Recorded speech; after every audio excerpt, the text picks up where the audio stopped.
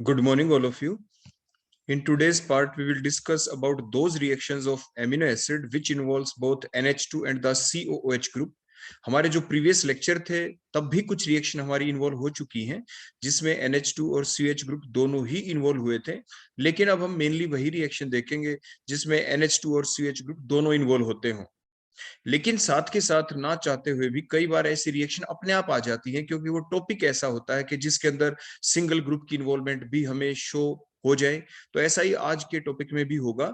एक पार्ट ऐसा भी होगा जिसमें हम प्राइमरी मींस आपके alpha amino acid, beta amino acid और गामा एमिनो एसिड अगर हम उनको डिफरेंशिएट करें तो कैसे करें। तो उसके दौरान ऐसा हो सकता है कोई रिएक्शन ऐसी आ जाएगी बीच में जिसमें आपके दोनों फंक्शनल ग्रुप इकट्ठे इन्वॉल्व नहीं होंगे, ऐसा भी हो सकता है। तो अभी हम देखेंगे, तभी तो उस बेसिस के ऊपर हम डिफरेंशिएट करेंगे अल्फा बीटा और गामा एमिनो एसिड को भी। तो हमारा मेन टॉपिक हमारा यही है आज का कि वो रिएक्शन हम स्टडी करेंगे एमिनो एसिड की जिसमें NH2 ग्रुप और CH ग्रुप इन्वॉल्व दोनों के दोनों होते हों। और ऐसा करते ही आपके दिमाग के अंदर कुछ बातें आनी शुरू भी हो गई होंगी अगर आपने हमारे प्रीवियस पहले वाले लेक्चर दोनों देख लिए हैं। पहला लेक्चर क्या था? वो रिएक्शन थी एमिनो एसिड की जिसमें NH2 ग्रुप की इन्वॉल्वमेंट थी। और सेकेंड कौन सा पार्ट था? जिसके अंदर COH ग्रुप की इन्वॉल्वमेंट थी, क्योंकि amino acid are those compound which contains the two functional group, that is the NH2 group amino group and other one is the carboxylic acid group COH group. क्योंकि दोनों group हैं तो दोनों group ही अपनी अपनी reaction को तो show करेंगे ही, इंडिविजुअली भी शो कर सकते हैं और कलेक्टिवली भी शो कर सकते हैं। तो कलेक्टिवली कैसे अपनी इन्वॉल्वमेंट को शो करते हैं वो हम आज के पार्ट के अंदर स्टडी करेंगे। So let's proceed towards the today's lecture. तो सबसे पहले हम देख लेते हैं कि रिएक्शन आपके एमिनो एसिड की किसके साथ? एडवांस रिएजेंट के साथ, जिसमें दोनों ग्रुप की इन्वॉल्वमेंट होती है। किस टाइप से हमने पहले भी बताया था, लेकिन थोड़ा फिर से अच्छे से रिपीट कर दे। जब हम रिएक्शन करेंगे आपके एमिनो एसिड की, देखो ये स्ट्रक्चर हमने ड्रा कर दी यहाँ पे एमिनो एसिड की, आगे हम स्ट्रक्चर ड्रा कर दी है एडवांस रिएजेंट की। एडवांस रिएजेंट हम किसे कह रहे हैं? फिनाइल आइसोथायोसाइनेट को। हमने पिछले लेक्चर में आपको बताया भी था, फिर से फास्ट फास्ट आपको बता दें कि आपके पास डिफरेंट टाइप के ग्रुप होते हैं। अगर आपके पास CNO ग्रुप हो, देखो CNO, सी के थ्रू अटैचमेंट होती है, तो आप उसे कहते थे साइनेट। आप चैट बॉक्स में भी लिख सकते हैं साथ के साथ। अगर आप यहाँ पे NCO लिखते तो बोलो आप इसे क्या कहेंगे? हाँ बिल्कुल ठीक, आइसोसाइनेट।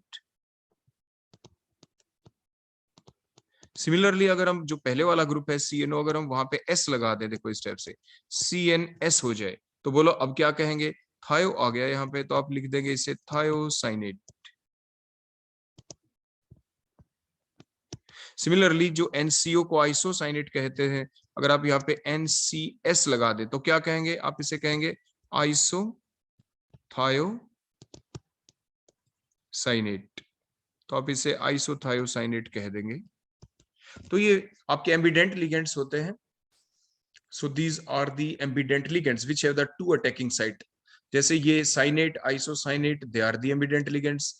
थायोसाइनेट और isothiocyanate, they are the ambident ligands. जैसे CN, cyanide, NC, isocyanate, they are the ambident ligands. तो वो आपके ambident ligands की कैटेगरी के अंदर आ जाते हैं। तो अब रिएक्शन को हम स्टार्ट करें। NH बॉन्ड के देखो दोनों इलेक्ट्रॉन्स नाइट्रोजन अपने पास अट्रैक्ट करेगा, इलेक्ट्रोफिलिक सेंटर, वहां पे कार्बन के ऊपर स्लाइट पॉजिटिव चार्ज, नाइट्रोजन के ऊपर slight negative charge, because nitrogen is more electronegative than that sulphur. तो इसलिए रिएक्शन का जो पार्ट होगा वो कहां पे चलेगा? जहां पे ज्यादा सेपरेशन ऑफ चार्ज हुआ वो CN बॉन्ड के अंदर होगा। उसके बाद नेक्स्ट यहाँ पे जो नाइट्रोजन है इसने अपने लोन पेयर किसको देगा? इलेक्ट्रोफिलिक सेंटर को। इलेक्ट्रोफिलिक सेंटर कौन है बोलो? यहाँ पे कार्बन, CN बॉन्ड के इलेक्ट्रॉन्स देखो नाइट्रोजन की तरफ देखो इस टाइप से शिफ्ट हो जाएंगे। अब इस नाइट्रोजन नेगेटिव हो जाएगा, नेगेटिव के पास H पॉजिटिव आएगा, ये H आ जाएगा, जो NH बॉन्ड वाले NH2 ग्रुप वाला जो H था वो यहाँ पे आ जाएगा। अब इस टाइप से न्यू बॉन्ड फॉर्मेशन किसके बीच हुई? जो NH2 ग्रुप का नाइट्रोजन और जो आइसोथायोसाइनेट का जो कार्बन है उसके बीच में न्यू बॉन्ड फॉर्मेशन हुई। देखो ये यहाँ पे देखो ये न्यू बॉन्ड फॉर्मेशन होगी, नया बॉन्ड बन गया यहाँ पे। अब इसके बाद नया बॉन्ड बनने के बाद, और देखो ये नाइट्रोजन के पास देखो यहाँ पे ये H भी लग गया। देखो पहले ये N था ना, फिनाइल के आगे देखो सिर्फ N था, अब सिंगल बॉन्ड ये NH हो चुका है यहाँ पे। फर्दर स्टेप में अब साइक्लाइजेशन होगी। जो ये NH बना था अभी, इसी N और H को देखो हम थोड़ा ओपन फॉर्म में लिख दें यहाँ पे, इस ऊपर हम लोन पेयर देखो ऐसे शो कर देते हैं। अब ये नाइट्रोजन अपने लोन पेयर किसको देगा? उसी टाइप से इलेक्ट्रोफिलिक सेंटर, देखो इंट्रामोलिकुलर रिएक्शन होगी with in A same molecule.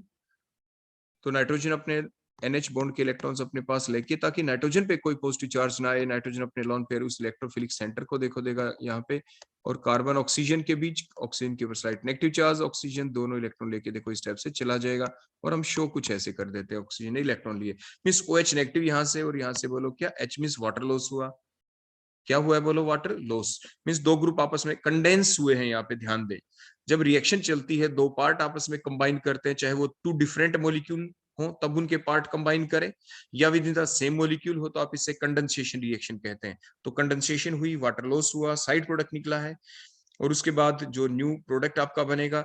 अब इसके अंदर हम करते क्यों है ये, तो हमने आपको पहले ही बताया था कि ये जो इतना पार्ट है, जो इतनी चीज हमने की, इसका एक पर्पज है यहाँ पे। बोलो वो पर्पज क्या है? पर्पज ये है कि हमने यहाँ पे क्या किया है, देखो हमने यहाँ पे जो आपके इंट्रामोलिकुलर कंडेंसेशन रिएक्शन की है, डिहाइड्रेशन भी हुई, देखो वाटर लॉस हो रहा है यहाँ पे, और अब जो साइक्लिक स्ट्रक्चर देखो बनेगी, ये कौन बनेगी, दैट इज द फिनाइल थायो हाइडेंटोइन, हाइडेंटोइन है ये, देखो इतनी स्ट्रक्चर हाइडेंटोइन कहलाती है। देखो ये अगर यहाँ पे O होता सल्फर की जगह, फिनाइल की जगह H होता, सिंपली कॉल्ड हाइडेंटोइन। अब क्योंकि यहाँ पे सल्फर आ गया तो थायोहाइडेंटाइन बन गया, फिनाइल भी है तो फिनाइल थायोहाइडेंटाइन आप इसे कह देते हैं। लेकिन आखिर ये स्ट्रक्चर देखो बनी कैसे, बड़े ध्यान से देखना। अभी देखो ऊपर मैंने आपकी पूरी मूवमेंट दिखा दी। अब न्यू बॉन्ड फॉर्मेशन किसके बीच हुई थी? फिनाइल के, देखो फिनाइल के आगे जो नाइट्रोजन था, इस नाइट्रोजन का बॉन्ड किससे बना? कार्बोनिल ग्रुप वाले, देखो इस कार्बन के साथ। सो that is a new bond formation, ये नया जो बॉन्ड बना है। रिमेनिंग जो आपकी सीक्वेंस है वो बिल्कुल सेम रहेगी, आप ऊपर देख सकते हैं। ये जो कार्बोनिल ग्रुप है जिसके साथ न्यू बॉन्ड फॉर्मेशन हुई, आगे कौन है? देखो ये CH4, देखो ये रहा C, इस C के थ्रू क्लीवेज है। इसके आगे कौन है? देखो ये NH है यहाँ पे, देखो ये NH है यहाँ पे देखो ये NH आ गया। NH के आगे कौन है? C डबल बॉन्ड S, देखो ये C डबल बॉन्ड S। उसके आगे कौन है? नाइट्रोजन है, देखो ये नाइट्रोजन के साथ बॉन्ड हो गया। तो इस टाइप से आप पूरी सीक्वेंस को, जब भी आप कभी भी नेक्स्ट स्टेप लिखते हैं, नेक्स्ट प्रोडक्ट बनाते हैं, तो आपका फर्ज बनता है कि आप पिछला जो आपका इंटरमीडिएट स्ट्रक्चर थी, आप उसको जरूर देखें। उसी को देखते हुए ही तो आप अगला प्रोडक्ट बना सकते हैं, उसकी स्ट्रक्चर बना सकते हैं। आप डायरेक्ट, आपको क्रैम नहीं करना होता, हमारा हर बार आपको ये चीज बताते हैं। तो ये बन गया बोलो आपका क्या? फिनाइल थायोहाइडेंटोइन। लेकिन अब हम अगली रिएक्शन जो दिखा रहे हैं, अगर मान लीजिए ये आपके जो रिएजेंट एडवांस रिएजेंट ना लेते, अगर हम यहाँ पे फिनाइल आइसोथायोसाइनेट की बजाय ये जो सल्फर है, इस सल्फर की वजह, देखो ये जो सल्फर हमने ले रखा है, इस सल्फर की बजाय हम O लगा दे, बोलो वो कौन बन जाएगा?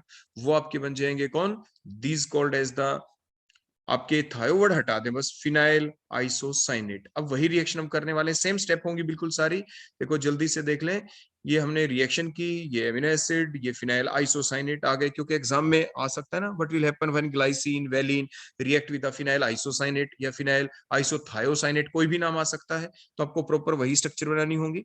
तो सिमिलरली आपका जो इलेक्ट्रोफिलिक सेंटर है, यहाँ पे कार्बन के ऊपर देखो स्लाइड पॉजिटिव चार्ज, और ऑक्सीजन के ऊपर बोलो क्या? Slight negative charge. इधर नाइट्रोजन के ऊपर भी स्लाइट नेगेटिव चार्ज है यहाँ पे, इस टाइप से। तो अब होगा क्या? पैटर्न वही रहेगा। NH बॉन्ड के इलेक्ट्रॉन्स देखो नाइट्रोजन ने अपने पास लिए, नाइट्रोजन का अटैक देखो यहाँ पे हुआ, कार्बोनिल ग्रुप अपने आप को मेंटेन रखेगा, नाइट्रोजन की तरफ देखो इलेक्ट्रॉन पेयर शिफ्ट हुए, क्योंकि फिनाइल ग्रुप भी लगा हुआ है यहाँ पे। तो ड्यू टू दैट इफेक्ट के फिनाइल का जो इफेक्ट है, तो ये साइक्लाइजेशन रिएक्शन होगी दोबारा से, नाइट्रोजन और कार्बोनिल के बीच में देखो दोबारा से न्यू बॉन्ड फॉर्मेशन होगी, रेड कलर से हमने देखो शो कर दिया। अगली स्टेप में बोलो क्या हुआ था, जल्दी से बताएं। आप लिख दें कि कौन से बॉन्ड के थ्रू साइक्लाइजेशन होगी। हाँ ये NH बॉन्ड, बिल्कुल सही लिखा आपने, फिनाइल के साथ जो NH अटैच है। और इसके ऊपर क्या शो कर दें बोलो? हाँ लोन पेयर शो कर दें। अब ये लोन पेयर क्या ये डायरेक्ट अटैक करेगा? इलेक्ट्रोफिलिक सेंटर बोलो जल्दी बताओ कौन सा है? कार्बोनिल। कौन सा कार्बोनिल जल्दी बताएं? हाँ कार्बोक्सिलिक एसिड वाला कार्बोनिल ग्रुप, बिल्कुल ठीक। अब ये नाइट्रोजन NH बॉन्ड के इलेक्ट्रॉन्स को अपने पास देखो अब्स्ट्रैक्ट करेगा, नाइट्रोजन अपने लोन पेयर किसको डोनेट करेगा? इलेक्ट्रोफिलिक सेंटर को डोनेट करेगा, जो कार्बोनिल ग्रुप है किसका? कार्बोक्सिलिक एसिड वाला। अब दोनों इलेक्ट्रॉन की कौन ले लेगा? CO बॉन्ड के, ऑक्सीजन। मींस ओवरऑल क्या लॉस हुआ? OH negative. H कहां से निकला था? नाइट्रोजन के ऊपर से। ओवरऑल क्या निकला? वाटर लॉस हुआ। और जो साइक्लिक स्ट्रक्चर बन जाएगी आपकी यहाँ पे, हाइडेंटोइन कहेंगे आप उसे, फिनाइल हाइडेंटाइन कहेंगे, क्योंकि सल्फर नहीं है। और ये जो आपकी रिएक्शन चली, इसमें कौन सा कंडेंसेशन हुई है? एडिशन सेकंड स्टेप में कंडेंसेशन हुई है। इंटरमोलिकुलर या इंट्रामोलिकुलर? इंट्रामोलिकुलर कंडेंसेशन हुई है, इंट्रामोलिकुलर कंडेंसेशन हुई, क्योंकि within the same molecule ऐसा हुआ है। बोलो HCl साइड प्रोडक्ट निकला है, water, water as a side product निकला है यहाँ पे। बोलो साइड प्रोडक्ट यहाँ पे कौन निकला है? That is the water, water निकला है एज ए साइड प्रोडक्ट। अब इसका नाम क्या है? ये इतनी स्ट्रक्चर को क्या कहते हैं? देखो जो मैंने यहाँ पे सर्कल लगा दिया, हाइड्रेंटोइन, बिल्कुल ठीक है। साथ में कौन सा ग्रुप लगा हुआ है? फिनाइल ग्रुप, ये भी बिल्कुल ठीक है। तो ये क्या कहलाएगा? फिनाइल हाइड्रेंटोइन। तो फिनाइल हाइड्रेंटोइन आपका यहाँ पे बन गया।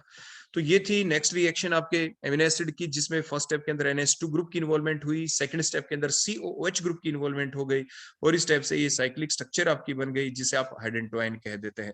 मैंने पहले बताया भी था इसको यूज कैसे करते हैं आपकी एमिनो एसिड रेजिड्यू एनालिसिस के दौरान, आपको बताया गया था। हम आपको फिर से बता दें, आपके एग्जाम में नाम लेके पूछेंगे आपसे कि मान लीजिए आपके पास सबसे पहले फॉर एग्जांपल ग्लाइसिन है, फिर उसके बाद देखिए मान लीजिए वैलिन है, फिर मान लीजिए हम ट्रिप्टोफैन है, फिर मान लीजिए हिस्टिडीन है, वैसे शो कर दिया हमने।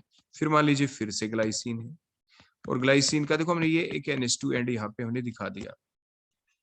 तो ये पहली एमिनो एसिड है, ये सेकंड है, ये थर्ड है, ये फोर्थ है। ये क्या है सीक्वेंस? ये तो हमने पेपर के ऊपर लिख दी, लेकिन हमें नहीं पता कि ये पर्टिकुलर सीक्वेंस वास्तविकता में है या नहीं। तो इस सीक्वेंस का पता लगाने के लिए ही हम इस टेक्निक को यूज करते हैं कि आपके पास डिफरेंट रिएजेंट है, कि हमने क्या किया, जैसे फिनाइल आइसोसाइनेट, या पर्टिकुलरली हम यूज करते हैं फिनाइल आइसोथायोसाइनेट को ही, जिसे एडवांस रिएजेंट हमने कहा था, उसको ही हम आमतौर पे यूज करते हैं। तो फिर हम क्या करेंगे यहाँ पे, जो आपकी रिएक्शन चली, तो इसमें मान लीजिए पहला जो ये सब्सटेंस था, ये मान लीजिए ग्लाइसिन, जैसे मैंने शो किया, मींस आर की वैल्यू मान लीजिए हम यहाँ पे एच पुट कर देते, देखो मैंने ऊपर एच लिख दिया। तो ऐसे ही हर जगह आप एच पुट कर देंगे एग्जाम में। देखो यहाँ पे आप क्या लिख देना, बोलो, इसकी जगह आप एच लिख देना एग्जाम में, एच। क्लियर हो गया? जो ये आर है इसकी जगह आप क्या लिख देंगे, देखो ये एच लिख देंगे। क्लियर हो गया? तो मीन्स उसके बाद क्या होगा अगली स्टेप के अंदर, देखो यहाँ से हम हाइड्रोलाइसिस करते हैं, ये एंड ब्रेक हो जाएगा, ग्लाइसिन देखो निकल गया। अब क्या होगा कि जो ये ग्लाइसिन अलग हो गया, हाइड्रोलाइसिस हो गया, तो हम पता लगा लेते हैं कि इस एंड के ऊपर ग्लाइसिन था, पहले हम आइसोलेट करते हैं, हाइड्रेंटाइन बना, इसको आइसोलेट किया, हाइड्रोलाइसिस के बाद हाइड्रोलाइसिस करते हैं पहले, तभी तो ये नंबर 2 वाला एमिनो एसिड और फर्स्ट वाला ग्लाइसिन, देखो इसके बीच यहाँ से हाइड्रोलाइसिस होगी, ये पेप्टाइड बॉन्ड का क्लीवेज होगा यहाँ से, ग्लाइसिन अलग, अब हिस्टिडीन बच गया उस एंड के ऊपर। अब जो भी आपका एमिनो एसिड हमें नहीं पता था ग्लाइसिन था, हम आइसोलेट करते हैं इसको, हाइड्रेंटोइन को, और उसके बाद हम सेपरेट करते हैं एमिनो एसिड को, फिर उसकी स्ट्रक्चर का पता लगा लेते हैं और पता चला कि वो ग्लाइसिन था।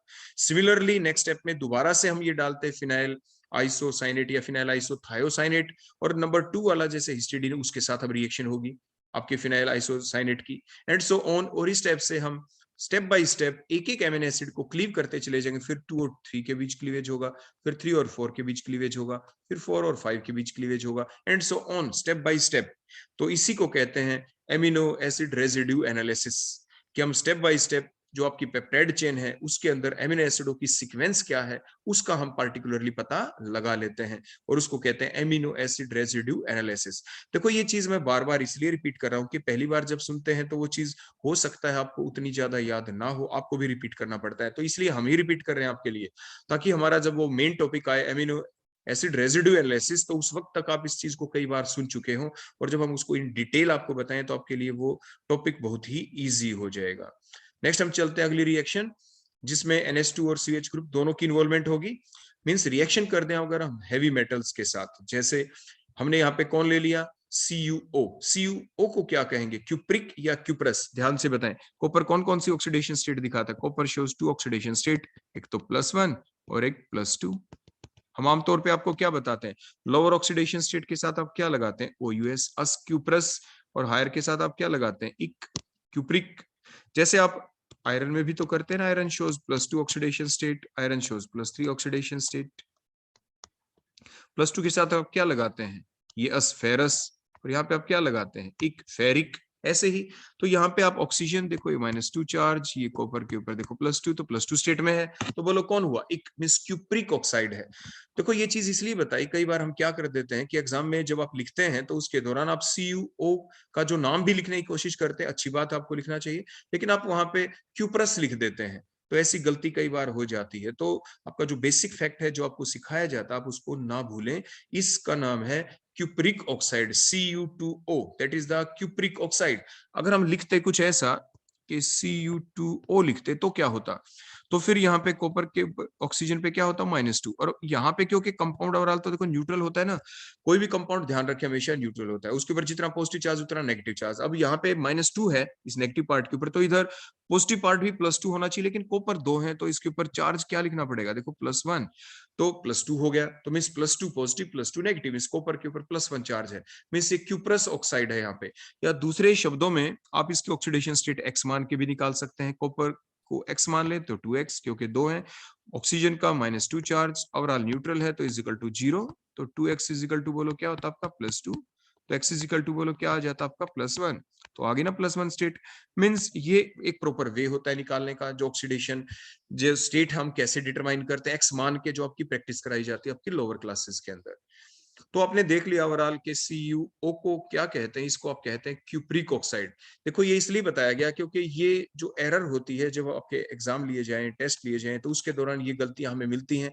तो सिर्फ पढ़ाना ही काफी नहीं होता, उसके दौरान आपको जो गलतियां आप करते हैं उसके बारे में भी आपको बता देना ज्यादा जरूरी होता है, कि आप यहाँ पे ये गलती कर चुके हैं, ताकि कुछ स्टूडेंट तो कर चुके हैं, जिसने नहीं की क्या पता वो कभी कर दें।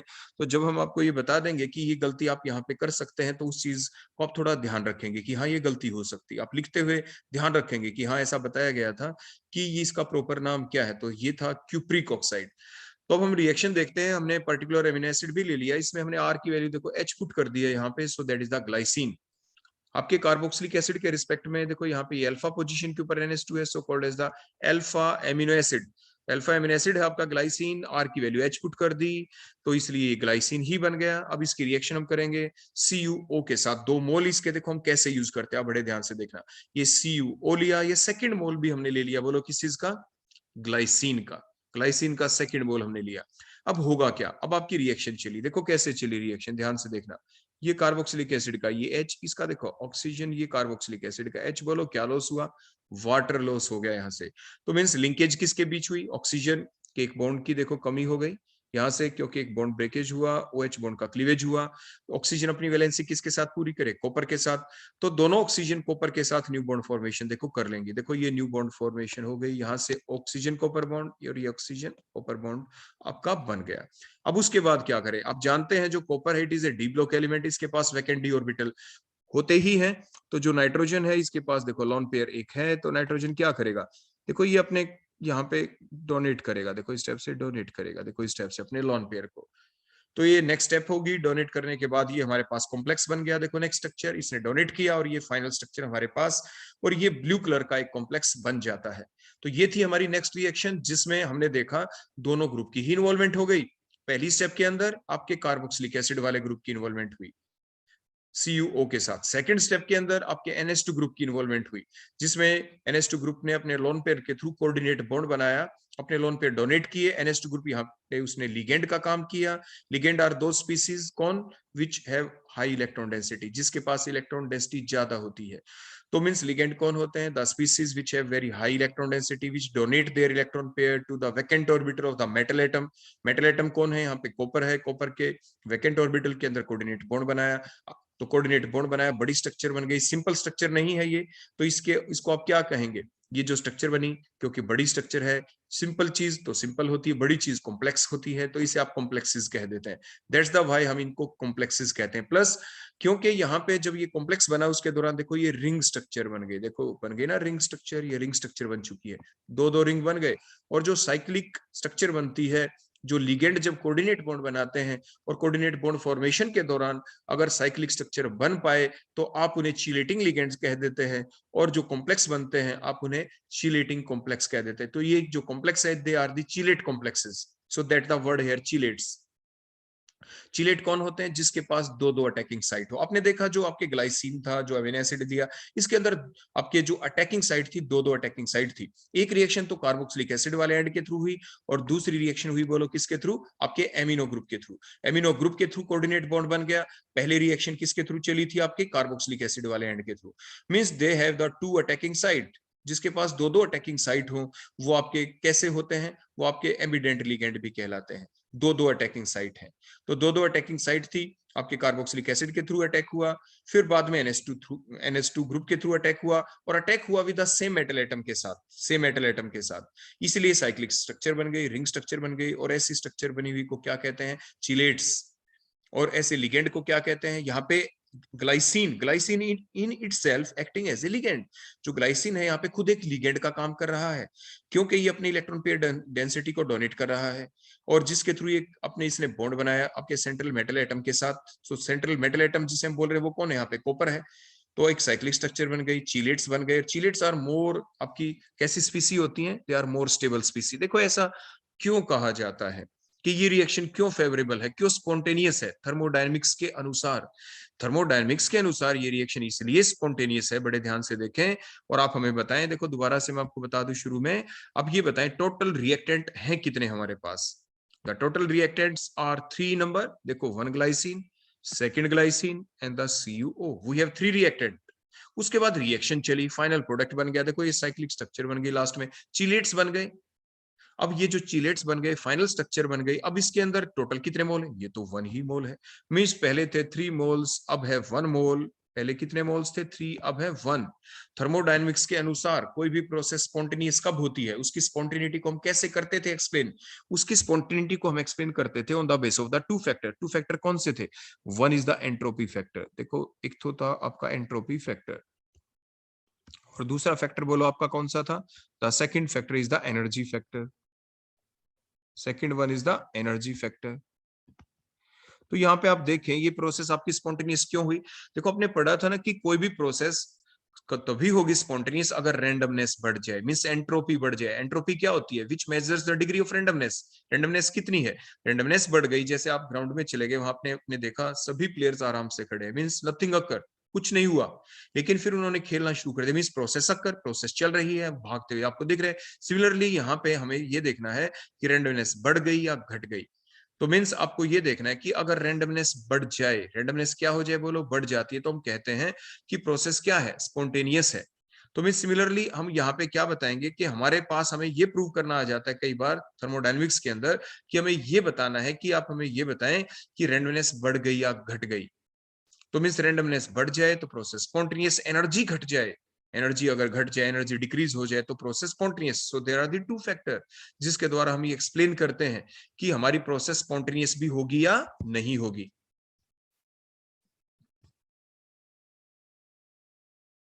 तो अब आप हमें ये बताएं कि ये प्रोसेस स्पॉन्टेनियस कौन से फैक्टर की वजह से है। तो देखो जो पहला फैक्टर हमने लिखा रैंडमनेस फैक्टर, जिससे एंट्रोपी बोलो क्या हो रही है आपकी, वो तो देखो डिक्रीज हो रही है। पहले 3 मोल्स थे, अब लास्ट में मोल बन गए 1, 3 मिलके 1 बन गए, मींस रैंडमनेस तो डिक्रीज हो गई। तो अब क्यों है प्रोसेस आपकी spontaneous, that is only due to the energy factor. जरूर आपकी एनर्जी रिलीज हुई होगी, ये रिएक्शन आपकी एक्सोथर्मिक होगी, तभी रिएक्शन आपकी स्पॉन्टेनियस हो सकती है। अब जरूर ध्यान रखना इस चीज को। एग्जाम में जब मान लीजिए रिएक्शन आ जाए कि ग्लाइसिन की रिएक्शन हुई, देखो इस टाइप से CuO के साथ, और आपके कलर्ड कॉम्प्लेक्स बन गए, and that process is spontaneous. Why that process is spontaneous, option में लिखा आ जाए कि रैंडमनेस डिक्रीज हो गई, रैंडमनेस इंक्रीज हो गई, एनर्जी डिक्रीज हो गई, इस टाइप से। तो बोलो आप किस पे टिक करेंगे, आप ये कहेंगे कि इस प्रोसेस के दौरान रैंडमनेस आपकी डिक्रीज हुई है, लेकिन वो तो फेवर नहीं करता ना। हमने बताया अभी आपको कोई भी प्रोसेस स्पॉन्टेनियस तभी होती है कि रैंडमनेस यानी एंट्रोपी तो आपकी क्या होनी चाहिए, किसी प्रोसेस को स्पॉन्टेनियस करने के लिए एंट्रोपी पॉजिटिव, देखो मैंने पॉजिटिव पॉजिटिव होनी चाहिए, और एनर्जी फैक्टर क्या होना चाहिए बोलो, नेगेटिव, मींस एनर्जी रिलीज होनी चाहिए। अब इसके दौरान तो आपकी जो एंट्रोपी फैक्टर है, जो डेल्टा एस है, देखो इस प्रोसेस के दौरान वो तो डेल्टा एस की वैल्यू तो देखो नेगेटिव हो गई, नेगेटिव हो गई, क्योंकि नंबर ऑफ पार्टिकल्स पहले 3 थे अब कम हो गए। तो जो रैंडमनेस फैक्टर है वो तो फेवर नहीं कर रहा स्पॉन्टेनिटी को। अब दूसरा फैक्टर आ गया, बच गया कौन, एनर्जी फैक्टर डेल्टा एच। तो मींस डेल्टा एच की वैल्यू नेगेटिव होनी ही चाहिए यहाँ पे, तभी ये प्रोसेस स्पॉन्टेनियस होगी, अदरवाइज तो नॉन स्पॉन्टेनियस हो जाएगी ना प्रोसेस। लेकिन हम जानते हैं दैट प्रोसेस इज स्पॉन्टेनियस। ये ब्लू कलर्ड कॉम्प्लेक्स बनता है, ब्लू कलर्ड कॉम्प्लेक्स बना तो क्यों बना, कोई ना कोई फैक्टर तो फेवर कर ही रहा होगा। फेवर करने वाले 2 फैक्टर हैं, 2 आपके सामने हैं। एक तो डेल्टा एस की वैल्यू पॉजिटिव होनी चाहिए, डेल्टा एच की नेगेटिव। डेल्टा एस की तो पॉजिटिव है नहीं, वो तो नेगेटिव हो गई, क्योंकि नंबर ऑफ मोल्स आपके डिक्रीज हो गए, 3 से 1 बन गया। तो एक ही फैक्टर बचा डेल्टा एच। तो आप एग्जाम में क्या लिख देंगे इसका आंसर, कि delta H is negative, means energy factor ने फेवर किया है। डेल्टा एच की वैल्यू नेगेटिव हो गई, एनर्जी रिलीज हो गई होगी इस रिएक्शन के दौरान। फिर कई बच्चे इस चीज को देखो क्रैम कर लेते हैं, आपको क्रैम नहीं करना, क्रैम नहीं करना, इसलिए देखो एक रिएक्शन और हम आपको लिख के दिखा रहे हैं, बड़े ध्यान से देखना। देखो मैंने आपके सामने एक रिएक्शन ली, K4 FeCN6, देखो ये लिख दी मैंने, और इसके अंदर हमने ये डाल दिया इथाइलिन डाइएमीन। बोलो कौन डाला? इथाइलिन डाइएमीन, EN लिख दिया हमने, EN का मतलब इथाइलिन डाइएमीन। अब हमने रिएक्शन की और देखो ये बन गया हमारा प्रोडक्ट, ध्यान से देखना, K4 FeCN4 प्लस हमने यस जितने भी इथाइलिन डाइमीन है उनको हम रिमूव कर देते हैं, कॉम्प्लेक्स हमारा देखो यही बना देते हैं और अच्छे से आप समझ पाएंगे। EN का 3 और बाहर हमने लिख दिया प्लस में 6 CA नेगेटिव। अब आप जल्दी से बताएं ये रिएक्शन स्पॉन्टेनियस क्यों है? आप ध्यान से देखें, आपके इस रिएक्शन को बैलेंस करें तो इथाइलिन डाइमीन के देखो 3 मोल्स यूज हुए हैं। अब ये आपका एक अलग से क्वेश्चन है, अब आप ये बताएं ये क्यों स्पॉन्टेनियस है? इसी बेसिस के ऊपर आप ध्यान से देखें, K4 FeCN6 तो ये तो 1 मोल हो गया, इथाइल डाइमीन के देखो 3 मोल हो गए, कितने मोल है बोलो इधर? 4। प्रोडक्ट साइड में चले, 1 मोल तो बोलो किसका है? K4 FeEN का थ्राइस, और 6 साइनाइडाइन है, टोटल 6 हो गए। बोलो टोटल मोल कितने हो गए? 7। बोलो टोटल कितने हो गए? 7 हो गए प्रोडक्ट साइड के अंदर। और आपके रिएक्टेड साइड में टोटल मोल बोलो कितने थे आपके? 4। अब आप बताएं रैंडमनेस इंक्रीज हुई कि डिक्रीज इस रिएक्शन के दौरान? आपकी रैंडमनेस क्या हुई है? यहाँ पे रैंडमनेस हुई है आपकी इंक्रीज, क्योंकि पहले 4 मोल थे अब हो गए 7। तो यहाँ पे आपकी जो प्रोसेस है स्पॉन्टेनियस कौन से फैक्टर की वजह से हो गई? रैंडमनेस फैक्टर की वजह से, एंट्रोपी फैक्टर की वजह से। डेल्टा एच की वैल्यू, डेल्टा एस की वैल्यू पॉजिटिव हो गई है, रैंडमनेस इंक्रीज हो गई है। और इसके दौरान भी हम आपको बता दें कि जो आपका ये प्रोडक्ट बना है, देखो K4 FeCN6, देखो जो हमने दिखाया यहाँ पे, ये देखो क्या है, ये Fe है और इथाइलिन डाइमीन कोई और नहीं। ये कैसी स्ट्रक्चर होती है? इथाइलिन डाइमीन देखो ये ऐसी स्ट्रक्चर होती है, हम आपको एक तो ड्रा करके दिखा देते फिर और नहीं करके दिखाएंगे। देखो ये CH2, ये CH2 और देखो ये NH2, देखो इस टाइप से, ये 2 कार्बन है तो ईथ हो गया इथाइलिन और 2 एमिनो ग्रुप है, और ये यहाँ पे आयरन के साथ देखो इस टाइप से इन्होंने बॉन्ड बनाया, और यहाँ पे आयरन के ऊपर स्टेट बोलो क्या है? ये +2 ऑक्सीडेशन स्टेट है। आप आयरन की एक्स मान के देखो यहाँ पे निकाल सकते हैं, ठीक हो गया। तो x इधर देखो +4 और इधर -6 इज इक्वल टू बोलो क्या था? 0। तो x इज इक्वल टू +2। तो मींस आयरन के वैकेंट d ऑर्बिटल के अंदर ये इलेक्ट्रॉन पेयर देखो इस टाइप से डोनेट किए गए, हो गया। अब इसको शॉर्ट फॉर्म में कैसे लिखते हैं इथाइलिन डाइमीन को? अब देखो वो शॉर्ट फॉर्म दिखा देते हैं, इस पूरा हम अक्सर नहीं लिखते, इस पूरे को इथाइलिन डाइमीन बोल देते हैं। देखो ऐसे, ये मैंने EN लिख दिया और इस टाइप से हम इसको आर्क की फॉर्म में दिखा देते हैं, बीच में EN लिख देते हैं आर्क लगा के। इस एंड के ऊपर कौन है? नाइट्रोजन है, NH2 ग्रुप। इस एंड के ऊपर भी कौन है? NH2 ग्रुप है। क्लियर हो गया? अब ऐसे ही दूसरे इथाइलिन डाइमीन को हम ले लेते हैं, देखो सेकंड मोल हम इथाइलिन डाइमीन का, देखो इसके अंदर, देखो इधर हमने लिख दिया। ऐसे ही हम क्या लगाएंगे बोलो? EN को लिखेंगे और ये हमने आर्क लगाई, इस एंड के ऊपर नाइट्रोजन, ये कोऑर्डिनेट बॉन्ड, इस एंड के ऊपर नाइट्रोजन, देखो ये कोऑर्डिनेट बॉन्ड। क्लियर हो गया? इसी टाइप से थर्ड बना जाएगा आपका इथाइलिन डाइमीन। मींस इस टाइप से कोऑर्डिनेट बॉन्ड बनते हैं आपके, और ओवरऑल आप फाइनल स्ट्रक्चर अपनी ड्रा कर देते। कोऑर्डिनेशन कंपाउंड के अंदर हम ये एक्सप्लेन करते हैं। तो ये हमने आपको ये बताया कि आपको एक क्रैम नहीं करना कभी। जो मैंने हमारी जो अमीनो एसिड की रिएक्शन थी उसके अंदर हमने लिख दिया कि ये जो प्रोसेस चली ये स्पॉन्टेनियस क्यों है, क्योंकि इसलिए स्पॉन्टेनियस थी कि एंट्रोपी फैक्टर ने तो वहां पे देखो फेवर नहीं किया था, क्योंकि डेल्टा एस नेगेटिव थी वहां पे। तो टोटल मोल्स पहले 3 थे और लास्ट में 1 बन गया था आपका कलर्ड कॉम्प्लेक्स, ब्लू कलर का कॉम्प्लेक्स। तो डेल्टा एच फैक्टर ने वहां पे फेवर किया था, वो तो रिएक्शन टू रिएक्शन डिफर करता है। तो ऐसे ही यहाँ पे आपके जो K4 FeCN6 वाली रिएक्शन दिखाई, ये क्यों थी स्पॉन्टेनियस? क्योंकि यहाँ पे तो रैंडमनेस आपकी इंक्रीज हो गई, तो ये इसलिए स्पॉन्टेनियस थी क्योंकि रैंडमनेस इंक्रीज हो गई। डेल्टा एस बोलो क्या है? पॉजिटिव है यहाँ पे। तो ये रैंडमनेस फैक्टर की वजह से स्पॉन्टेनियस थी, ऊपर वाली एनर्जी फैक्टर की वजह से स्पॉन्टेनियस थी। तो ऐसे एग्जाम में, कॉम्पिटेटिव एग्जाम में आपको ये टिक करना आना चाहिए। लेकिन फैक्टर वही बना, यहाँ पे भी चिलेटिंग कॉम्प्लेक्स बना। देखो साइक्लिक स्ट्रक्चर ऊपर भी मैंने आपको बताया था, इथाइलिन डाइमीन ने कॉपर के साथ देखो 2-2 NH2 ग्रुप के थ्रू आपकी एक साइक्लिक रिंग स्ट्रक्चर बना ली थी। दोनों ही कॉम्प्लेक्सेस के अंदर चिलेट बनते हैं, और चिलेट बनेंगे तो वो आपका स्टेबल स्ट्रक्चर होती है। यहाँ पे भी स्टेबल है, लेकिन एक्सप्लेनेशन अलग अलग हो गई दोनों में। यहाँ पे जो चिलेट बना वो बना किस वजह से? कि डेल्टा एच फैक्टर की वजह से, डेल्टा एच नेगेटिव है। और K4 FeCN6 वाली रिएक्शन में भी चिलेट बना, K4 FeEN का जो थ्राइस है यहाँ पे भी आपके चिलेट बन चुके हैं। साइक्लिक स्ट्रक्चर है यहाँ पे ओपन फॉर्म में जैसे हम बना के दिखा रहे थे। लेकिन ये प्रोसेस जो स्पॉन्टेनियस है ये है आपकी एंट्रोपी फैक्टर की वजह से। दोनों की रीजनिंग अलग अलग हो चुकी है, तो इस चीज को आप जरूर ध्यान रखेंगे एग्जाम में। अब हम चलते हैं अपनी अगली रिएक्शन के ऊपर, जो आमतौर पर आप जानते हैं एग्जाम में ये क्वेश्चन आता है ना कि जो आपके कार्बोहाइड्रेट को आप कैसे डिटेक्ट करते हैं। ऑप्शन में लिखा आ जाता है, आप लिखते हैं कि निनहाइड्रीन सॉल्यूशन यूज करें, मोलिश टेस्ट करें। तो कार्बोहाइड्रेट को आप कैसे डिटेक्ट करते हैं? By Molisch test. ऐसे ही जो आपके प्रोटीन्स होती हैं, एमिनो एसिड होते हैं, उनको आप कैसे डिटेक्ट करते हैं? आप उसको करते हैं निनहाइड्रीन सॉल्यूशन के द्वारा। एल्कोहलिक सॉल्यूशन ऑफ निनहाइड्रीन हम आप ले लेते हैं। निनहाइड्रीन क्या है? That is the indane 1,2,3 trione hydrate, ये आपका हो जाता है। अब हम इसकी रिएक्शन देखते हैं। देखो ये हमने निनहाइड्रीन लिख लिया, और वैसे तो देखो आप ये जानते हैं कि ये कार्बन के ऊपर एक से ज्यादा OH हो जाए तो अनस्टेबल होता है। तो ये जो निनहाइड्रीन की स्ट्रक्चर, इसमें देखो एक ही कार्बन के ऊपर एक से ज्यादा OH है तो अनस्टेबल है। लेकिन यहाँ पे कॉन्टिन्यूटी में क्या होता रहता है कि ये जिस कार्बोनिल ग्रुप के साथ देखो अटैच है, ध्यान देना, देखो ये OH स्टेबिलिटी का रीजन बता रही है, OH है। टोटोमेरिज्म चलती रहती है, दोनों इलेक्ट्रॉन देखो यहाँ पे, ये यहाँ पे, ऐसे ही दूसरा भी। पहली चीज तो ये कि जिसकी वजह से कॉन्टिन्यूअसली मूवमेंट होती रहती है, OH यहाँ से अगले का ऑक्सीजन के ऊपर चला गया, और ऐसे ही ये इधर वाला भी जो OH है, ये भी टोटोमेरिज्म में देखो इस टाइप से इन्वॉल्व होके ये यहाँ पे OH आ जाता है। मींस टोटोमेरिक फॉर्म बनती रहती है यहाँ पे, ये चीज आप ध्यान रखें। क्लियर हो गया? तो जिसकी वजह से जो निनहाइड्रीन है इसके अंदर स्टेबिलिटी आ जाती है। So due to the dispersal of electron along with the movement of the atom, tautomerism चलती है। आपके दो दो जगह पे टोटोमेरिज्म चलती है, जिससे इस मॉलिक्यूल के अंदर स्टेबिलिटी आ जाती है, और ये एक ही कार्बन के ऊपर दो दो ग्रुप आपके अटैच रह जाते हैं। अब हमें अब रिएक्शन के अंदर इसकी इन्वॉल्वमेंट शो करनी है यहाँ पे, तो देखो अब कैसे शो करें। ये तो हमने बताया इसकी स्टेबिलिटी के बारे में कि ये स्टेबलाइज क्यों रहती है अपने आप।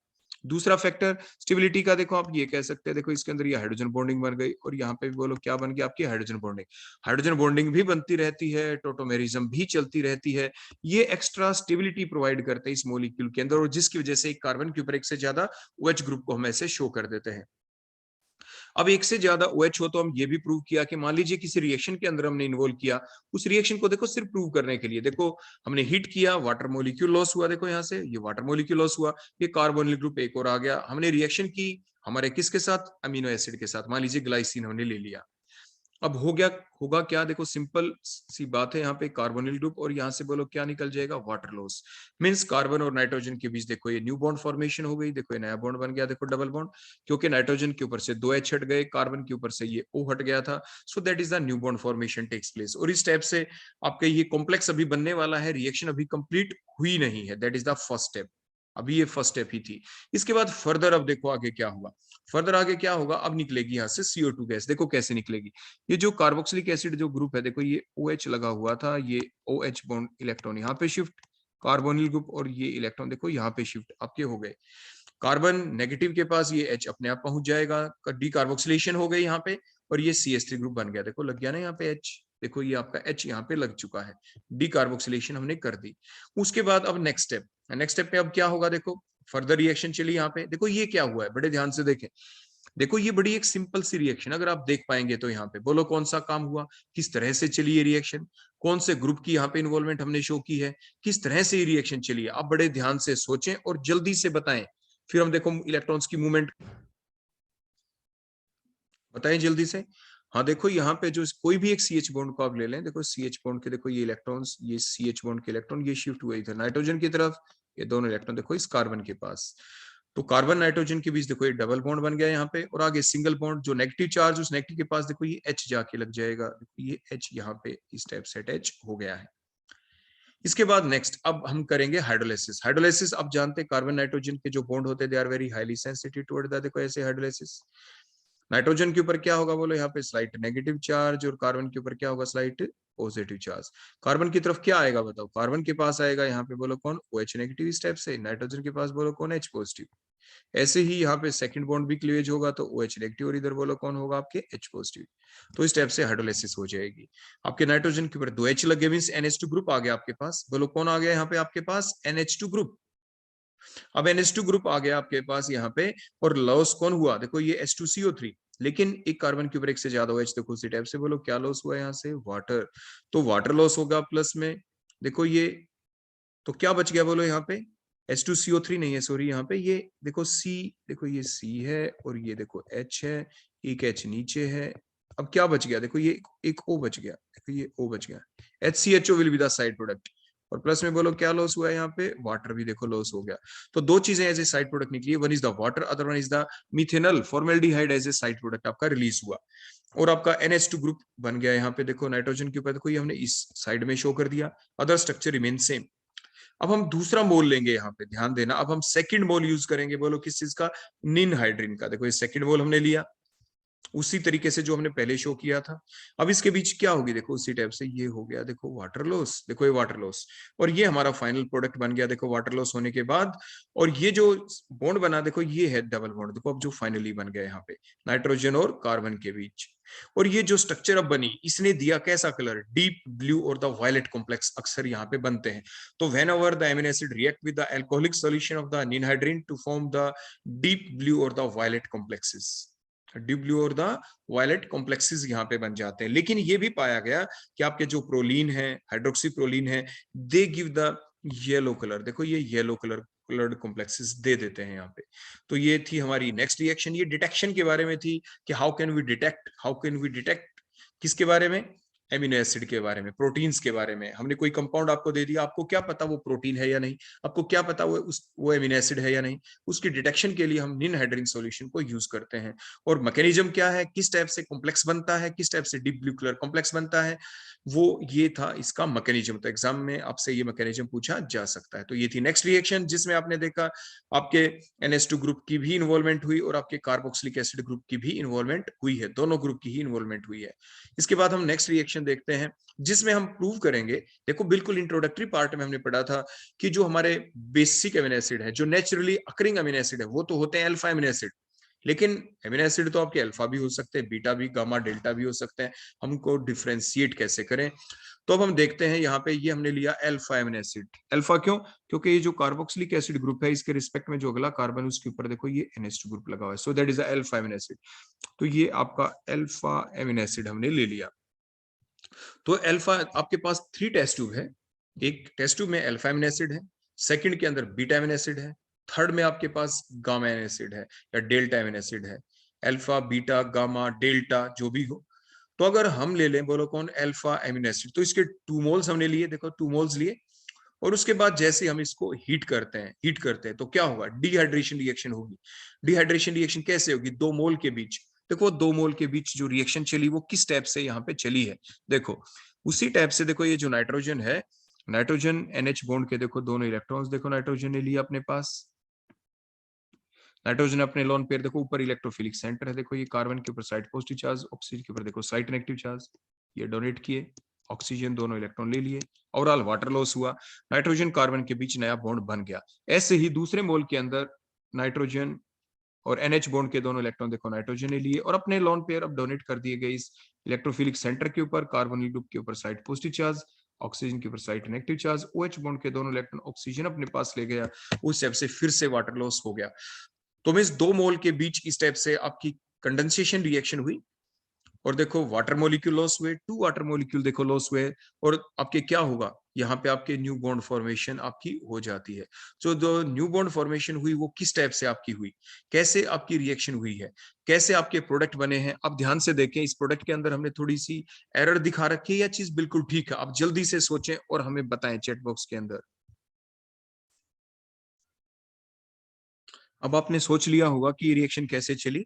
अब देखो हम आपको साइड में अब करके दिखाते हैं इस रिएक्शन को कि वास्तविकता में रिएक्शन चली कैसे। देखो ऐसा हुआ है यहाँ पे कि ये 2 वाटर मॉलिक्यूल देखो लॉस हुए थे। अब डायरेक्ट भी दिखाएंगे हम आपको, इन एरोज को हटा के डायरेक्ट भी बनते हुए शो कर देंगे कि आप इसको डायरेक्ट कैसे याद करें।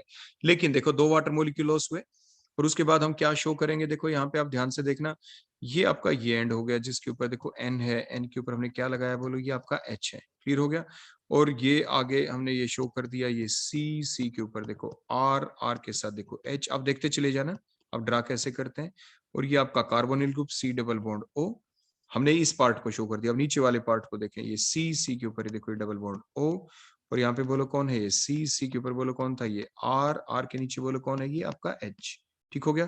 अब इसके बाद सिंगल बॉन्ड N के पास देखो एक H आपका यहाँ पे बच गया, और ये देखो हमने नया बॉन्ड देखो यहाँ पे इस टाइप से बना दिया।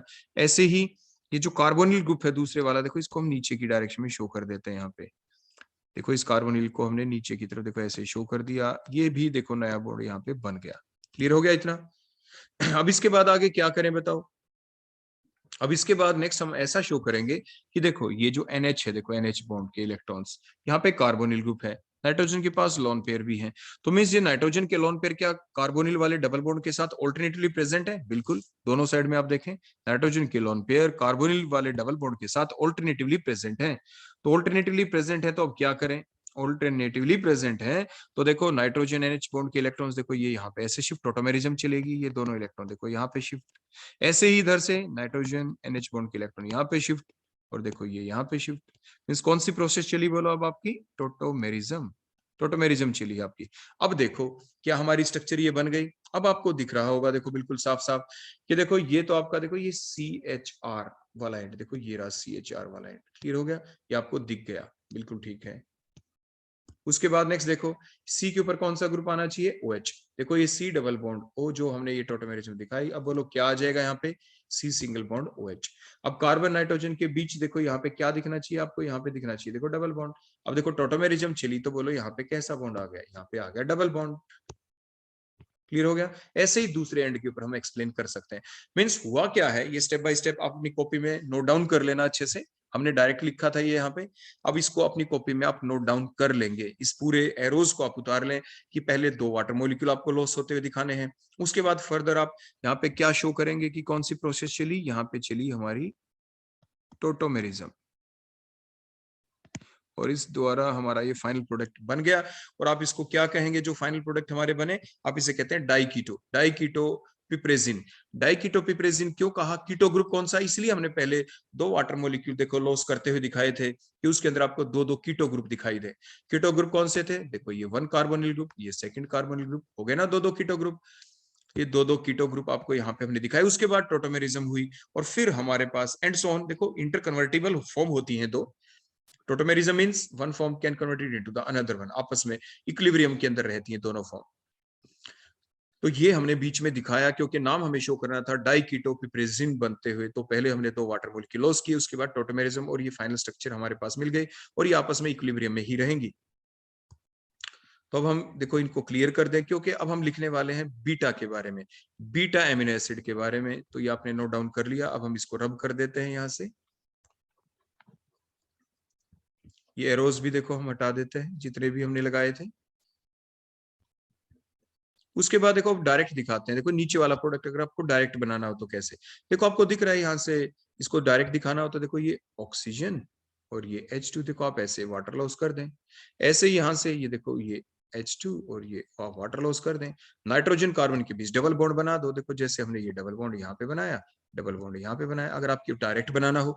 लेकिन क्योंकि हमें डाइकीटोपिप्रेजिन लिखा है to give the diketopiperazine with which further get involve in the tautomerism, जो फर्दर इन्वॉल्व हो जाता है टोटोमेरिज्म में, और फिर ये हमारा प्रोडक्ट बन जाता है। इस चीज का भी आपको पता होना जरूरी होता है, तो इस चीज का भी आप ध्यान रखें, डायरेक्ट आप ऐसे याद रख सकते हैं। नेक्स्ट हम लेते हैं बीटा एमिनो एसिड के बारे में। देखो हमने बीटा एमिनो एसिड लिया, देखो ये, तो अब इसमें क्या होगा, इसमें बड़े ध्यान से देखिए कि रिएक्शन कैसे चलने वाली है। रिएक्शन बड़े सिंपल तरीके से चलेगी यहाँ पे, और हमारे पास जो प्रोडक्ट बनेगा वो क्या बनेगा, हमें मिलेंगे अल्फा बीटा अनसैचुरेटेड एसिड। तो अल्फा बीटा अनसैचुरेटेड जो एसिड हमें मिले, देखो वो किस टाइप से मिल सकते हैं, कैसे चलाएं हम इस रिएक्शन को।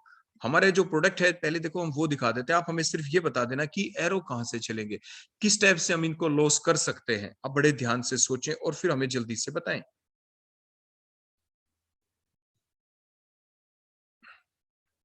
बताएं शाबाश जल्दी से।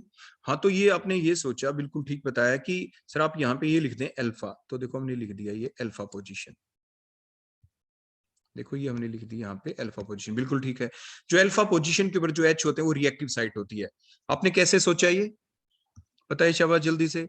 हाँ, कुछ बच्चों ने लिखा सर HVZ रिएक्शन पढ़ी थी, तो ये बिल्कुल ठीक बात है, आपने कभी HVZ रिएक्शन देखो इस टाइप से पढ़ी थी कि CH3 देखो CH2 COOH देखो कार्बोक्सिलिक एसिड, और जब आप इसमें रिएक्शन करते थे देखो जैसे chlorination in presence of up red phosphorus, देखो आप ऐसे करते थे, HVZ रिएक्शन कहलाती थी। इसमें भी आपने बिल्कुल अगर 1 मोल लिया होता, देखो क्लोरीन का 1 मोल, तो रिएक्शन कहाँ पे चलती थी, अल्फा पोजीशन के ऊपर, देखो ये अल्फा पोजीशन थी, नेक्स्ट तो बीटा होती है। तो अल्फा जो पोजीशन होती है वहां पे क्या होता था, देखो CH3 और यहाँ से देखो CH, एक यहाँ पे Cl लग जाता है, HCl निकल गया है, H यहाँ से Cl2 का एक Cl, तो साइड प्रोडक्ट तो HCl निकला, एक Cl अल्फा पोजीशन के ऊपर जा लगा, एंड सो ऑन। फर्दर अगर आप डालते चले जाएं, फिर अल्फा के ऊपर रिएक्शन, उसके बाद बीटा के ऊपर रिएक्शन होती थी, क्योंकि अल्फा जो कार्बन होते हैं उसके ऊपर जो एच होते हैं दे आर मोर रिएक्टिव, क्योंकि कार्बोनिल ग्रुप के साथ डायरेक्टली इन्वॉल्व होते हैं। देखो ये जो सी एच ग्रुप है ये कोई और नहीं, इसके अंदर भी तो देखो ये कार्बोनिल ग्रुप है, सी डबल बॉन्ड, जैसे एल्डिहाइड कीटोन के अंदर होता है। तो कार्बोनिल ग्रुप एक इलेक्ट्रॉन देखो विड्राइंग ग्रुप है, इसके साथ जो अल्फा पोजीशन है वहां से वो जल्दी से इलेक्ट्रॉन को अपनी तरफ अब्स्ट्रैक्ट कर सकता है। तो मींस ये रिएक्टिव हाइड्रोजन होते हैं यहाँ पे। तो आपके दिमाग में बिल्कुल ठीक आई। अगर ऐसे ही कोरिलेट आप अपने पुराने फैक्ट को करते रहेंगे तो उसी से तो आपकी रिएक्शन जो है इजी बन जाती है। तो आपने बिल्कुल ठीक कोरिलेट किया कि ये HVZ रिएक्शन थी, हेल वोल्हार्ड जेलिंस्काई रिएक्शन में भी ऐसा ही कुछ हुआ था। तो अब हम यहाँ पे क्या करेंगे, जब हम अगर इसको सिंपली हीट कर देते हैं तो अब क्या होगा, यहाँ पे बिल्कुल उसी टाइप से जो अल्फा आपके पोजीशन है, इसके ऊपर जो हाइड्रोजन है, CH बॉन्ड के जो इलेक्ट्रॉन्स हैं, ये आपके इजीली देखो ये कार्बन अपने पास ले जाएगा, electron withdrawing nature of the CH की वजह से। अब हम यहाँ पे क्या करें, देखो ये कार्बन आयन बनेगा पहली स्टेप में, तो लेकिन अब आगे क्या करें, दोनों इलेक्ट्रॉन को डायरेक्ट शो कर देते हैं। देखो अगर आप एक स्टेप में नहीं करना चाहते तो आप ऐसे शो कर सकते हैं कि देखो ये तो NH2 ग्रुप है, और यहाँ पे बोलो कौन है, ये C, और ये R, और यहाँ पे बोलो कौन, ये आपका H। उसके बाद आगे फर्दर कौन बोलो, ये है आपका C, और ये एक H को देखो हमने शो किया था। ये दोनों इलेक्ट्रॉन देखो ये कार्बन आयन आपका देखो बन गया, देखो इस स्टेप से ये कार्बन आयन बन गया। देखो दोनों इलेक्ट्रॉन मान लीजिए इस कार्बन ने अपने पास ले लिए, ये H पॉजिटिव निकल गया, मान लीजिए कार्बन आयन बन गया, ये COH due to the effect of that carboxylic acid. क्योंकि जो कार्बोक्सिलिक एसिड है यहाँ पे देखो जो कार्बोनिल ग्रुप है आपका, क्योंकि ये बनते ही साथ देखो C डबल बॉन्ड OH, देखो अगर मैं लिख दूं तो ये जो कार्बन के ऊपर जो इलेक्ट्रॉन है they are in conjugation with that carbonyl double bond. देखो यहाँ पे ये रेजोनेंस चल जाती है, इसलिए स्टेबलाइज हो जाता है कार्बन आयन जो बना। So that is the reason के जो अल्फा हाइड्रोजन होते हैं they are acidic in nature, they are reactive in nature. अब ये तो चलो बन गए, अब हम इसकी इन्वॉल्वमेंट देखो सेकंड स्टेप में क्या शो करेंगे कि ये इधर देखो मूव किए हमने दोनों इलेक्ट्रॉन्स को, और ये NH2 नाइट्रोजन दोनों इलेक्ट्रॉन ले गया।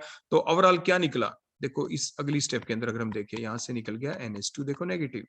पहली स्टेप में क्या निकला था, H positive alpha hydrogen, overall ammonia loss हुआ। तो डायरेक्ट अगर हम शो करेंगे, ये तो हमने स्टेप बाय स्टेप दिखाया, और हमारा अगला देखो ये प्रोडक्ट बन गया। देखो यहाँ पे आप ध्यान से देखें, ये डबल बॉन्ड देखो यहाँ पे बन चुका है। एक ही स्टेप में इसको कैसे शो करें, देखो एक ही स्टेप में हम ऐसे शो करते हैं। देखो जैसे हमने ऊपर लिखा था, ये अल्फा CH बॉन्ड के इलेक्ट्रॉन देखो ये हमने यहाँ पे मूव किए, ये डबल बॉन्ड बन गया, नाइट्रोजन दोनों इलेक्ट्रॉन अपने पास ले गया, NH2 नेगेटिव। तो यहाँ से H पॉजिटिव निकला, यहाँ से NH2 नेगेटिव है, ओवरऑल क्या लॉस हुआ, अमोनिया। तो इस स्टेप से ये आपके डबल बॉन्ड आ गया, किसके बीच आया, देखो ये अल्फा पोजीशन थी, नेक्स्ट बोलो कौन है, ये आपकी बीटा पोजीशन है, so called as the alpha beta unsaturated acid. बोलो ये कौन बने हैं, अल्फा कोमा बीटा, और ये dash alpha beta unsaturated acid हमें मिल गए। तो मिस बीटा एमिनो एसिड को जब हम हीट करते हैं तो इट अंडरगो द डीएमिनेशन, क्योंकि आपका NH3 निकला है यहाँ से, to give the alpha beta unsaturated acid. तो हमें alpha beta unsaturated acid obtain होते हैं। तो इस टाइप से ये प्रॉपर आप स्टेप लिख सकते हैं।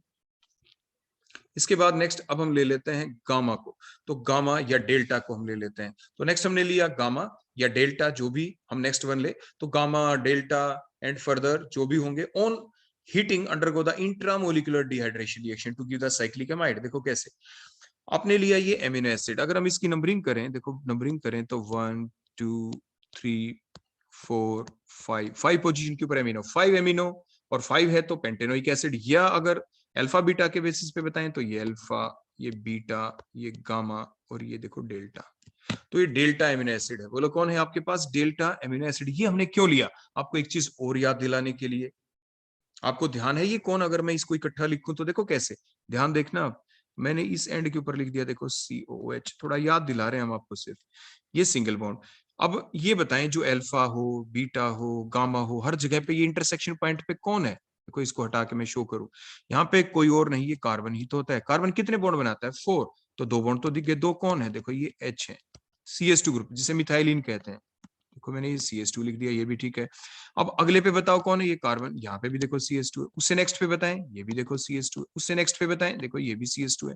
बोला ओवरऑल कितने CH2 हो गए, 4 हो गए, तो हम ये ब्रैकेट लगा के हमने 4 लिख दिया। अब दूसरे एंड पे कौन है, दूसरे एंड पे देखो ये हमारे पास NH2 आ गया। कौन आ गया, बोलो NH2 आ गया। अब थोड़ा आपको आइडिया देते हैं यहाँ से तक कि देखो आपको याद रहेगा कुछ ना कुछ। देखो ये हमने लिया 5 एमिनो पेंटेनोइक एसिड कह सकते हैं आप इसे, ये हमने लिया। और जो 5 अमीनो पेंटेनोइक एसिड को देखो, अगर मैं इस टाइप से देखो आपके सामने लिख दूं, ध्यान देना, ये NH2 और ये CH2 का देखो मैंने 4 लिखा और यहाँ पे COOH लिख दिया, देखो ये हमने इस टाइप से लिख दिया। अगर मैं एक चेंज इसके अंदर कर दूं तो आपके, यानी ऐसा भी तो हो सकता है कि लगातार देखो ये जो प्रोडक्ट आपका बने, देखो ये बन गया है यहाँ पे, और इसके अंदर ऐसी भी रिएक्शन चल सकती है। इसको देखो मैं दोबारा लिख दूं, यहाँ पे देखो NH2 CH2 का 4 और देखो COOH, देखो इस टाइप से एंड सो ऑन लिखते चले जाओ और कंडेंसेशन हो जाए। कैसे? कार्बोक्सिलिक एसिड का OH और यहाँ से H, ऐसे इस कार्बोक्सिलिक एसिड का OH, नेक्स्ट वाले का H, ऐसे इस NH2 का H और नेक्स्ट वाले का carboxylic acid, means water loss हो, कंडेंसेशन हो, उस टाइप से एक पॉलीमर बन जाए। लेकिन एक चीज और हम ऐड कर रहे हैं, देखो इसके अंदर अगर यहाँ पे CH2 का 4 ना होके अगर मैं यहाँ पे 5 लगा देता, देखो 5, अब कुछ याद आया आप लोगों को? टोटल कितने कार्बन हो गए बोलो इस कंपाउंड के अंदर? अब इस कंपाउंड के अंदर जो टोटल कार्बन है 5 तो हो गए मिथाइलिन वाले, एक देखो कार्बोक्सिलिक एसिड वाला, टोटल 6 कार्बन है इसके अंदर भी टोटल 6 कार्बन है। अब अगर हम इसमें कंडेंसेशन रिएक्शन करते हैं तो अब कैसे होगी रिएक्शन? तो देखो वही होगी, हमने बीच में इंटरमीडिएट तो किया है, देखो उसी टाइप से देखो वाटर लॉस, देखो ऐसे वाटर लॉस हुआ तो देखो कैसा बॉन्ड बना, यहाँ से C डबल बॉन्ड O है और यहाँ पे देखो ये है नया बॉन्ड, देखो मैंने थोड़ा वेवी फॉर्म में जानबूझ के दिखाया है, दैट इज द NH, देखो ऐसे आगे वही है, देखो CH2 का 5, ये भी तो आगे इन्वॉल्व हो जाएगा, इसका OH निकलेगा, नेक्स्ट वाले का NH, इसी टाइप से आपके देखो टोटल 6 हो गए, तो ये इसको नंबर 1 कहें, 5 इसके अंदर आ गए, 1 2 3 4 5 6 के ऊपर आ गया, एमिनो है तो इसको कहेंगे 6 amino hexanoic acid, 6 amino hexanoic acid हमने लिया है। और यहाँ पे बोलो कौन बच गया दोबारा से? CO, और देखो आगे एंड सो ऑन। ऐसे इधर देखो ये कौन है? ये CH2 का देखो 5 लिखा हमने, और यहाँ पे बोलो कौन बच गया? NH बच गया, और ये आगे फर्दर इन्वॉल्व होता रहेगा। ये बीच में देखो पेप्टाइड बॉन्ड भी बन गए, ये आपको ध्यान होना चाहिए, ये एक पॉलीमर है और इस पॉलीमर का नाम कोई और नहीं, that is called as the nylon 6। Nylon 6 बोलो क्यों? क्योंकि ये एक पहली बात तो होमोपोलीमर है। होमो क्यों?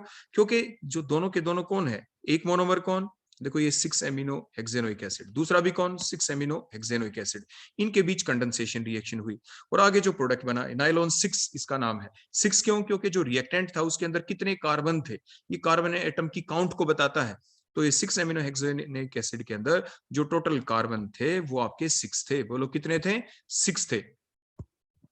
तो इट मीन जो हम आपको सिर्फ ये बताना चाह रहे थे कि ऐसी रिएक्शन भी हो सकती है जो अभी मैंने आपको ये करके दिखाई, जिसमें नाइलॉन 6 बना, जिसके अंदर 6 एमिनो हेक्सेनोइक एसिड हमने लिया है।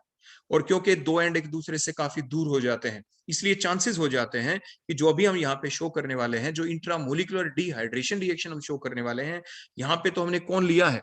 यहाँ पे हमने लिया है 5 एमिनो, ध्यान दें हमने, बोलो यहाँ पे कौन लिया है हमारी इस रिएक्शन के अंदर? तो 5 amino pentanoic acid, that is the 5 amino pentanoic acid. और जो नीचे हमने रिएक्शन लिखी है जिसमें नाइलॉन 6 बनाया, उसके अंदर बोलो हमने ये कौन ले रखा था? That is the 6 amino hexanoic acid, 6 amino, ये हेक्सेनोइक एसिड हो गया, क्योंकि टोटल आपके बोलो कौन हो गए? 6 कार्बन हो गए, so called as the 6 amino hexanoic acid. Clear हो गया? जिससे नाइलॉन 6 बनता है। लेकिन क्योंकि अब यहाँ पे जो दो एंड है, यहाँ पे इनके बीच की हम रिएक्शन दिखा रहे हैं, देखो हमने हीट किया, यहाँ से क्या लॉस हुआ बोलो? आपका अमोनिया लॉस होता है, एक साइक्लिक स्ट्रक्चर हम बनते हुए दिखाएंगे, मीन साइक्लिक एमाइड बन जाएंगे। नीचे वाली रिएक्शन नाइलॉन 6 की थी, कंपैरिजन इसलिए किया कि आपके माइंड के अंदर वो चीज क्लिक करते रहें आपके, क्योंकि पॉलीमर वाले चैप्टर के अंदर ये चीज आपको पढ़नी पड़ती है। और ऐसी ही रिएक्शन हमारी जो प्रोटीन्स बनती हैं वो भी तो ऐसे ही बनती हैं। एमिनो एसिड जो सिंपल लेंगे उसके अंदर दो ही तो एंड होते हैं, एक एंड के ऊपर NH2 ग्रुप, दूसरे एंड के ऊपर बोलो कौन होता है? दूसरे एंड के ऊपर आपके पास कौन होता है? दूसरे एंड के ऊपर CH ग्रुप, एक पे NH2 दूसरे पे CH, आपस में उसमें कंडेंसेशन रिएक्शन चलती है, तभी पेप्टाइड सिंथेसिस होती है। अब यहाँ पे कैसे चली रिएक्शन? बड़ी सिंपल सी रिएक्शन है, यहाँ पे एक ही स्टेप के अंदर अगर आप दिखाएं इसको तो देखो क्या होगा। अगर आप इसको दिखाना चाहें एक ही स्टेप के अंदर, देखो मैकेनिज्म भी चलो शो ही कर देते हैं। नाइट्रोजन NH बॉन्ड के इलेक्ट्रॉन देखो नाइट्रोजन अपने पास लिए, ये लोन पेयर इस कार्बन को दिए और यहाँ से CO बॉन्ड के इलेक्ट्रॉन ऑक्सीजन ले गया अपने पास, और देखो वाटर लॉस हो गया और ये आपका एमाइड ग्रुप बन गया। देखो ऊपर कार्बोनिल ग्रुप है, नीचे आपके NH2 की जगह NH ग्रुप आ गया, सो CONH कोल्ड एज द बोलो कौन आपके एमाइड बन जाते हैं। लेकिन कैप्रोलैक्टम हम कब कहते हैं, जानबूझ के मैंने लिखा था ये तब कहते हैं जब आपके पास वो स्ट्रक्चर बनती जो नाइलॉन 6 वाली स्ट्रक्चर थी। देखो जो नीचे हमने दिखाया था उसके अंदर भी आपके जो हमने लिखा था ना 6 एमिनो हेक्सेनोइक एसिड, वहां पे भी ये साइक्लिक स्ट्रक्चर बनती है। देखो आप ये ना सोचना कि वहां पे साइक्लिक स्ट्रक्चर नहीं बनती, वहां पे भी साइक्लिक स्ट्रक्चर बनती है, लेकिन जब फर्दर कंडेंसेशन चलती है तो रिंग ओपनिंग होती है वहां पे भी, और वहां पे जो साइक्लिक स्ट्रक्चर बनती है उसको हम कैप्रोलैक्टम कहते हैं वहां पे। तो वहां पे क्योंकि जो स्ट्रक्चर बनी उसको कैप्रोलैक्टम कहते हैं, जो 6 एमिनो हेक्सेनोइक एसिड से बनती है, नाइलॉन 6 की सिंथेसिस के दौरान बनती है, वहां पे भी ये साइक्लिक स्ट्रक्चर बनेगी। यहाँ पे ये 6 मेंबर रिंग बना, वहां पे 7 मेंबर रिंग बनता है। काउंट कर लें इस रिंग के अंदर टोटल एटम कितने हैं, 5। तो देखो कार्बन है, देखो पहला कार्बन, सेकंड कार्बन, कोई थर्ड, ये फोर्थ और फिफ्थ, और नेक्स्ट एटम कौन है, 6th एटम, ये नाइट्रोजन है। बोलो हो गया ना, 6 मेंबर रिंग है। वहां पे 7 मेंबर रिंग बनेगा क्योंकि वहां पे हमने कौन लिया था, 6 एमिनो हेक्सेनोइक एसिड था, और वो 6 मेंबर रिंग से भी ऐसे ही साइक्लिक स्ट्रक्चर बनेगी, ऐसे ही साइक्लिक एमाइड बनेंगे, और उनको हम कहेंगे वहां पे कैप्रोलैक्टम। सिर्फ याद दिलाने के लिए मैंने पीछे आपको बता दिया था। तो इस टाइप से आप डिफ्रेंशिएट देखो कर सकते हैं। हमारा मेन टॉपिक तो वही था कि how can we differentiate in between the alpha beta and the gamma amino acid. Gamma ले लो या हमने अब की बार डेल्टा ले लिया था। तो इस टाइप से जो आपके गामा है, डेल्टा है, on heating they undergo the intramolecular, क्योंकि एक ही मोलिक्यूल के अंदर ही अंदर तो ये कंडेंसेशन हुई है। कंडेंसेशन मींस एडिशन नहीं हुई, कंडेंसेशन हुई है because something loss of any molecule takes place. तो लॉस कौन हुआ है, वाटर मोलिक्यूल का यहाँ पे लॉस हुआ था। किसका लॉस हुआ है, वाटर। देखो ये हमने अमोनिया लिख दिया था तो आप इसको करेक्ट कर ले, क्योंकि एक जगह से देखो H निकला, दूसरी जगह से वाटर, तो ये भी आप करेक्शन कर लेना, यहाँ पे वाटर मोलिक्यूल का लॉस हुआ है, तो -H2 आप कर लेंगे। तो इस तरीके से हम अल्फा बीटा और गामा को डिफरेंशिएट कर सकते हैं। तो ये थी वो सारी रिएक्शन जिसमें हमने पढ़ा कि जिसके अंदर आपके जो ग्रुप हैं NH2 ग्रुप, उसकी भी इन्वॉल्वमेंट हुई, कार्बोक्सिलिक एसिड ग्रुप की भी आपकी इन्वॉल्वमेंट हुई है। तो ये आपकी वो रिएक्शन थी जिसके बेसिस के ऊपर हमने ये भी डिफरेंशिएट किया यहाँ पे कि अल्फा बीटा और गामा है कि नहीं। तो 3 टेस्ट ट्यूब के अंदर आप अलग से अल्फा बीटा और गामा को ले लें और डिफरेंट रिएक्शन को आप करें, और इस टाइप से हम डिफरेंशिएट कर सकते हैं। So that is all about the today's lecture about the reaction of the amino acid. तो एमिनो एसिड की रिएक्शन का ये आपका थर्ड पार्ट था। 3 पार्ट के अंदर हमने रिएक्शन को डिस्कस किया है यहाँ पे। फर्स्ट पार्ट के अंदर हमने वो रिएक्शन देखी जिसमें NH2 ग्रुप की इन्वॉल्वमेंट थी। सेकंड पार्ट के अंदर हमने वो रिएक्शन देखी जिसके अंदर आपके COOH ग्रुप की इन्वॉल्वमेंट थी। और इस पार्ट के अंदर हमने मेनली वही रिएक्शन देखी जिसमें दोनों के दोनों ग्रुप आपके NH2 एमिनो ग्रुप और CH ग्रुप दोनों की इन्वॉल्वमेंट इकट्ठी हो गई। सो that is all about today's lecture. Thank you.